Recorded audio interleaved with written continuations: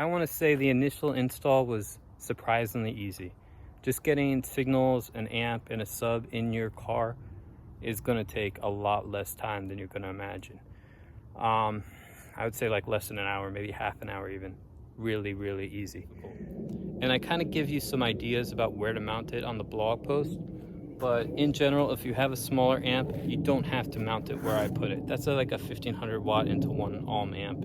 And I think it's even half ohm stable. So, I mean, that's like an old school 90s competition amp. So like what I would do is if you have a newer, smaller amp, I'd probably put it under, like under the carpet in the back near the battery. I think that's probably the easiest. If you wanted to mount it on the ceiling, you can like me, but it's kind of a pain in the butt. If you have a bigger amp, I would have done this 2 subs together in like a custom box with the amp next to it. And maybe not like, you know, you can put it on some like isolation pads or something. Now is that I can't use that like smart tray that goes like here and pulls out because I got something there. But on the upside, the stock subwoofer really holds this whole system back, and the car is just a lot more fun to drive. All right, so the initial wiring was actually very easy because Mercedes Benz gives you almost everything you need up here, and you can take it off the subwoofer amp. And then there's a battery back here, kind of under that sub.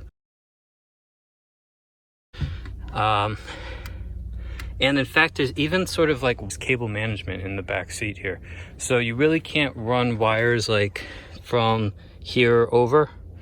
You're gonna have to run them kind of like back and then over and then up. Specific place to take power out of the trunk area, and it's going to be kind of back in here.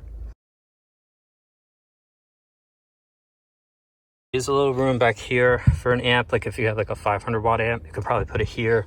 There's a little bit of room here. And to be honest, one thing you don't want to do is come under here, like right around here, because this will go in and out.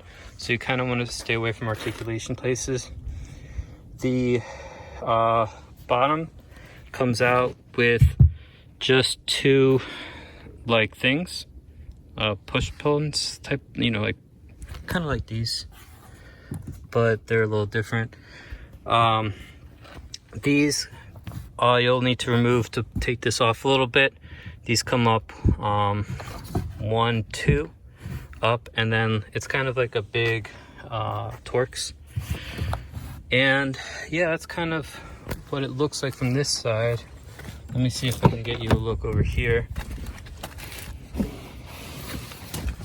Over here, instead of using like a custom box, or even if I did use a custom box, I'd probably secure it to these tethers.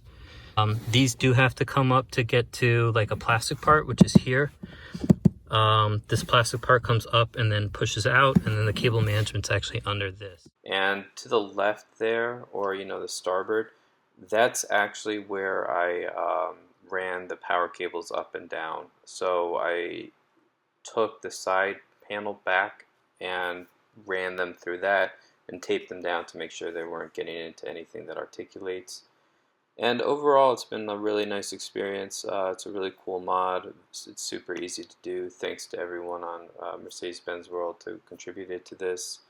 The crossovers are all set up pretty well. So if you listen to music, you know, just in front completely, you'll get a really nice sound quality experience. And then if you move stuff to the back, you get kind of like a little bit more of like a boomy bass experience.